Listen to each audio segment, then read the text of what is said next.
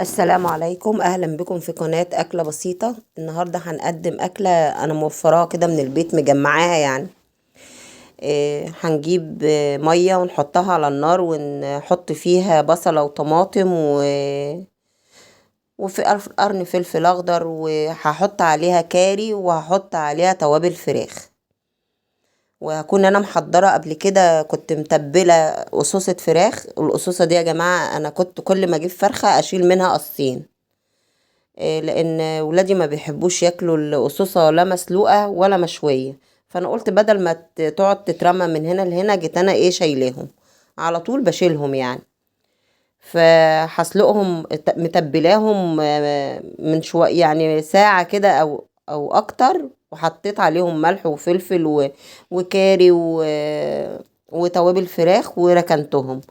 المية دي هتغلي يعني زي الشوربة كده. انا هسلق القصوصة دي 3/4 سوا، وهحطهم على النار وهسيبهم لحد ما يستووا 3/4 سوا.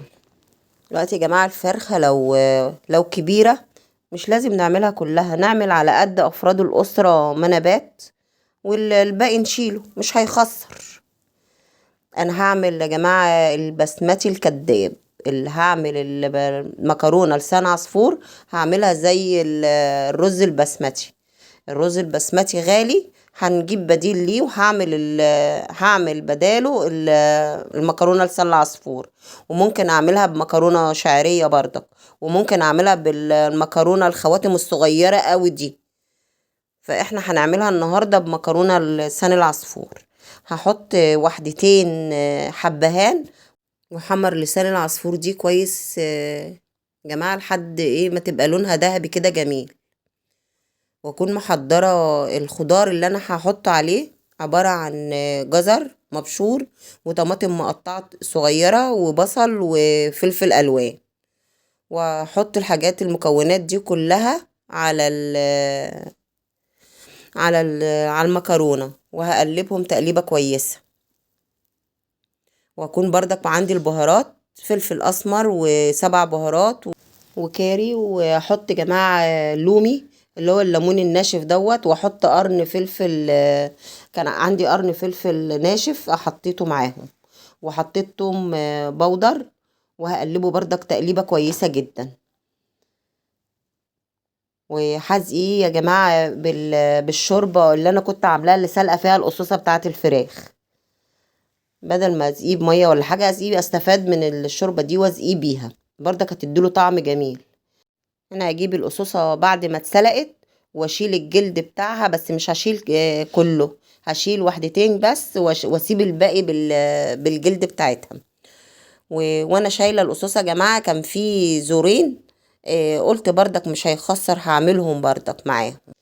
وهجيب بوله احط فيها بضايه وعليها حبه فلفل اسمر، وهضربها كده ببعضيها. بحب اعمل انا الحركه دي قوي يعني. وبعدين اجيب حبة شوربة واحطهم على البيضة. وهجيب دقيق، احط معاه بقسماط، عندي حبة بقسماط هحطهم، وعندي حبة كريسبي دولت بردك حطيتهم معاها. وهحط عليها توابل، حطيت عليها فلفل اسمر وملح، حبة ملح صغيرين عشان القصوصة متبلة ومملحة. وهجيب احط القصوصة في البيض والشوربة دي، واطلعهم على الدقيق والبقسماط والحاجات الموجودة دي. لو مش موجود بقسماط عادي مفيش، مش مشكلة عادي، ده انا لقيتهم كده جيت حطاهم يعني. هعملهم كده بايدي بس مش هتك عليها، وهرجعها تاني احطها على المكونات، على البيضة بالشوربة. كان المفروض اجيب بولة واسعة شوية علشان احطها، لان كده زهقتني. وارجعها تاني، وهعمل واحدة كمان مع حضراتكم اهو.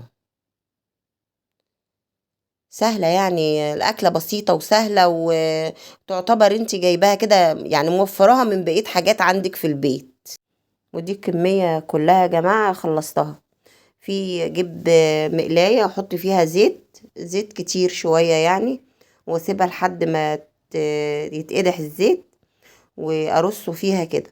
حوطي عليها شوية يا جماعة، بس خلي بالكم ان كل حاجة مستوية يعني، حتى لو كان الزيت سخن قوي يعني. يا جماعة لو انا بعمل القصوصة دي نية، مش ه... القصوصة دي نية، اول ما هحطها في زيت، بس هحطها في زيت غزير، هوطي عليها. لكن هنا بصوا بسم الله ما شاء الله، اخدت لون جميل اهي، اصفر ذهبي جميل، بسم الله ما شاء الله، بالهنا والشفا اللي ياكلها. الطريقة دي جماعة جميلة والله، وهتعجب الأولاد وكده، ويفرحوا بيها، وبيحبوا هما الحاجات الجديدة، الأكل الجديد ده هما بيحبوه. بسم الله ما شاء الله عليها، هي هقلبها على الوشين، لأن الزيت برضك ما يعتبرش غزير قوي، لأن القصوصة دي طيبة، فأنا ما حبيتش أكتر الزيت كتير يعني زيادة عن اللازم. ودي كانت أكلتنا النهاردة، سهلة وبسيطة. حطيت معاها طماطم وخيار مقطعين وجزر وبطاطس محمرة. ودي كانت أكلتنا النهاردة، يا رب تكون نالت إعجابكم، وأترككم في رعاية الله مع وصفة جديدة إن شاء الله.